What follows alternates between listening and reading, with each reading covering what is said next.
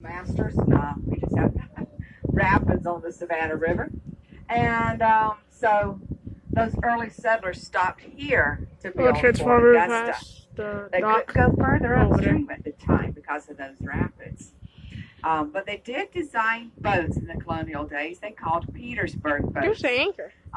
This is a reproduction Petersburg boat, and they call it that because it went to the town of Petersburg. It was about 60 miles upstream of the Savannah River, and those boats were similar to this, but they were long, narrow Let boats, me get a view. 7 to 9 feet wide. Ours is 13. They were 60 to 80 feet long. Ours is 65. Now, if you look to the very far right, as far as you can see, you'll see a ridge or hill way off in the distance with a radio tower. That is South Carolina. At the base of the hill is the Savannah River, about 50 feet lower than us. In order for the people of Augusta to make the best uses of water in the canal, they kept the canal as high as they could by building up the banks because the land and the water is much lower than the canal. And if you notice, you can just see the tops of buildings because they built these banks high enough. Plus, y'all had to walk up those 21 steps to get up to the canal. So that's why they built the banks so high. Now, those early Petersburg boats, they traveled 60 miles in 3 days. It took a long time because they didn't have power like we do. We have power. You notice the blue plug up front and the blue plug back here by the captain? That's where he plugs in our boat and charges our batteries. Well, those Petersburg boatmen, they had 6 men with long poles pushing their way up the Savannah River over the rapids. And they would carry supplies up to the communities up the Savannah River to Petersburg. And then they'd load cargo to bring back to town to sell. Now, some of the cargo would include that cotton. You know that big cotton bale you saw back in the museum? It weighs about 500 pounds. They could put about 60 of them down the center of some of those old Petersburg boats. Now, those Petersburg boats didn't have decking like we do. They're just the hull. They could stack it all the way down to the hull and 3 tiers high. So that way they could put a lot of cargo, the cotton, tobacco, corn, beans, barrel staves, livestock. Can you imagine a few cows and chickens on here with us? Whatever the farmers and plantation owners wanted to send to Augusta to sell, they put on those boats. Now, once they got loaded, they'd be out there in the middle of the Savannah River, tons of cargo, no power, and they'd have to shoot the rapids.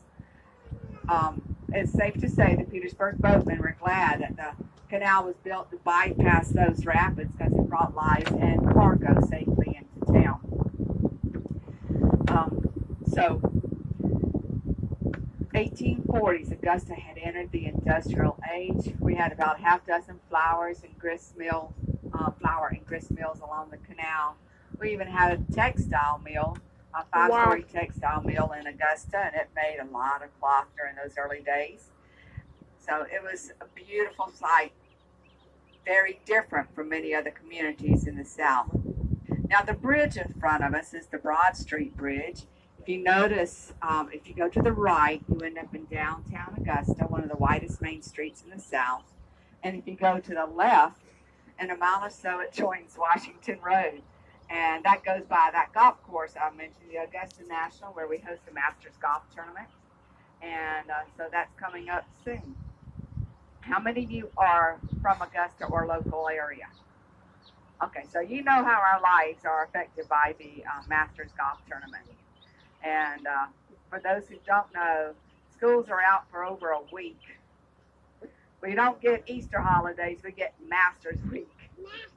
That's right, Masters. So, but it does make a big difference for the city of Augusta.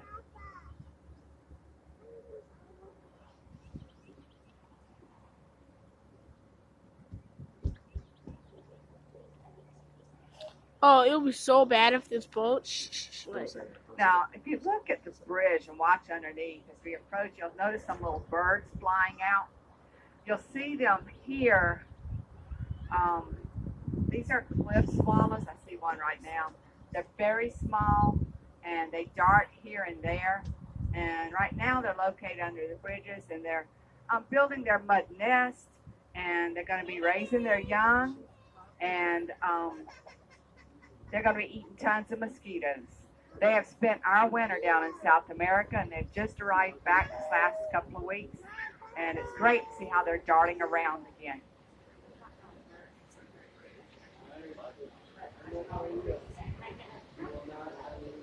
Oh, I know. Now you can hear them, and it's harder to see the nest. When we get to the Eve Street Bridge, it'll be a lot easier to see the nest on it. The mill to our right is the King Mill. King Mill was built in 1882. They made hospital blankets for many years here. In the last few years, they were actually making them overseas and then finishing them up here. But now Most that of the company windows has are gone. moved totally out, and now this building has been sold to King Mill. I'm being distracted. No, this building has been sold to Cape Augusta, and they're going to put apartments and retail in here. And if you notice, all the windows up there have been bricked in. Well, they did that in the 1960s when they added air conditioning. And in the South, to make a building more energy efficient, when you added air conditioning, brick up the windows. Nowadays, building materials are much better. So once Cape Augusta starts working here, they will be putting energy efficient windows. Look how many windows there were in these buildings. This raceway next to us goes into the King Mill generator plant. The Canal Authority still maintains and uses the power here from the generator plant. And so this one has a huge generator. And to the right, you see Sibley Mill. Sibley Mill was built in 1880. And to me, it amazes me that they spent so much time and effort on this very fancy neo-Gothic revivalist style architecture, building a textile plant. They made denim here until they closed in 2006. Now, Cape Augusta has leased this site. They are not allowed to buy it, but they're leasing it. And they're turning it into a digital campus. If you notice to the right, the Cotton Warehouses, one of them has EDTS on it. That is a cybersecurity firm. And the one to the far right has a CA on it, and that's the Cyber Academy from an online college from the University of Maryland. So they're going to be renovating this site. In fact, that big white rectangular section is where they tore down a building that had been added in the 1980s. Now, the chimney is the oldest structure on that side of the canal. That's all that remains of the Confederate powder works that was built here in 1861-62. Colonel George Washington Raines was tasked by the President of the Confederacy to build a factory to make gunpowder. So he started here. But you got to remember, the canal was only 40 feet wide then, so most of the factory was located on the banks of the narrow canal. It stretched for 2 miles up the canal. It wasn't one long building. It was about 24 separate buildings, both banks of the canal. The further up the canal you went, the further apart the buildings were, and the more complete the gunpowder was. So in the 3 years they made gunpowder here, they made 3.5 million pounds of gunpowder. It was the world's most efficient and productive gunpowder plant. The raceway to our right goes into the Sibley generator plant. And they have 3 hydroelectric generators in there. One of them's quite modern, 1936 Westinghouse. Now, if you are local, we have trail talks during the year. They are free, and generally we have at least one tour of the hydroelectric generator plant either here or at King Mill. Now, if you notice here on this bridge, this is the Eve Street Bridge, you'll see a lot of the mud nests. Most of these have been worn away, but they're beginning to build new nests. You can see the birds fluttering around here as well. And on the other side, you'll see a lot more nests. I see a few up there. In a couple of weeks, once the birds really move in, we come out from under here and the birds all swoop down. It's a good thing they're such good flyers. They haven't hit anybody yet.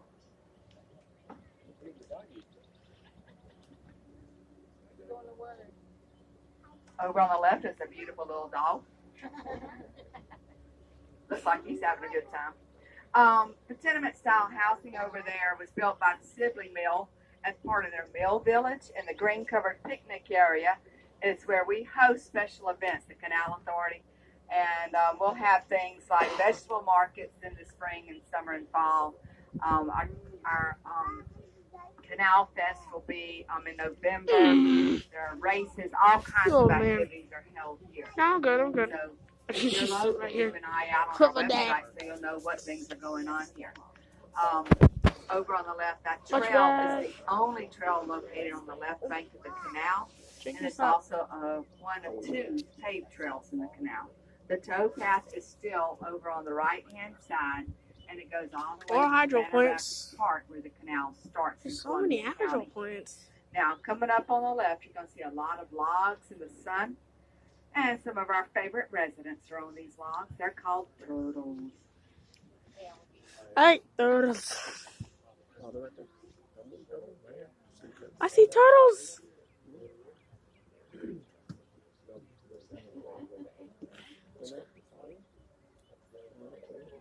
There's turtles.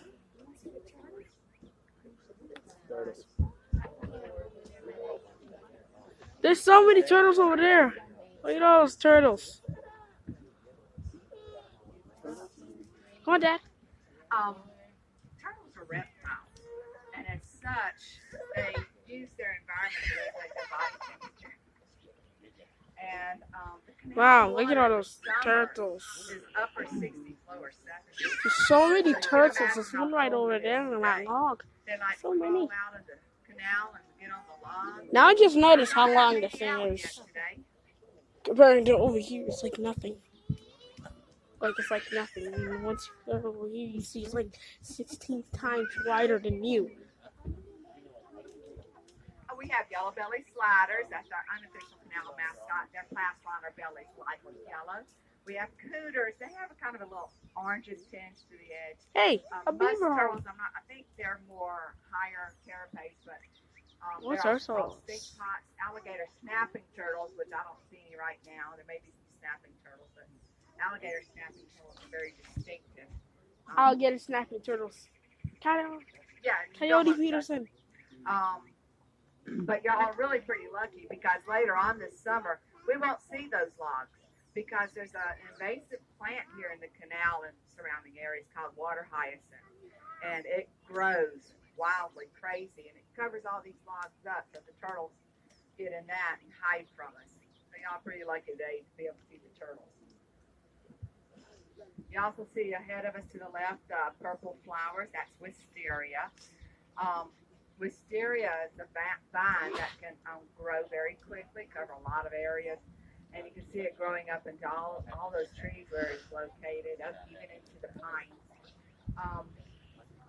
There are some native species and some imported, but this is probably near a home at one time. People planted it, and it kind of grows crazy. Beautiful purple flower, though. These only bloom once a year. Now you can see through the trees Hey, on the don't we left have side one of the those cemetery flowers? that's located up there. That is Westview Cemetery. Now I mentioned the grand enlargement of the canal in the 1870s. In the 1880s, you saw the building of those huge mills. By the 1900, the population of Augusta had doubled from 15 to 30,000 because of the enlargement and the huge mills. So the city of Augusta built this cemetery in response to the quick growth in population. So that's why Westview Cemetery is located over there. Now, even though it's a 20th century cemetery, there are 123 Confederate veterans in there, about 22 Spanish American veterans, and then many veterans from all the 20th century wars, from World War I, all the way, well, Iraqi freedoms even. I had a few veterans in there as well.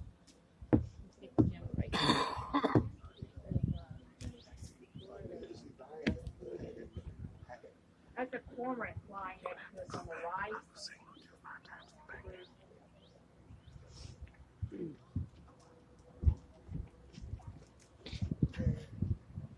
And you can still see some of the mistletoe in the trees ahead of us on the right.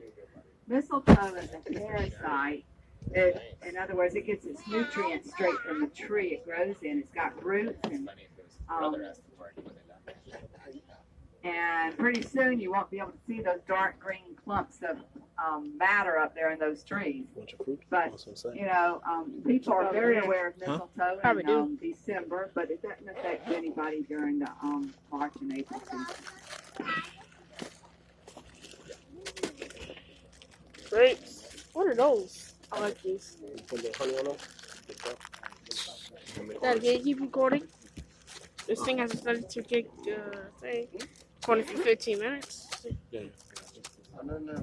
Just hold it and put it, just place it everywhere. Don't go too fast. I'll give you some honey right after. Honey. Did you bring the honey? Yes. Look, Adam. There's a mistletoes. The big ones right there. The mistletoe.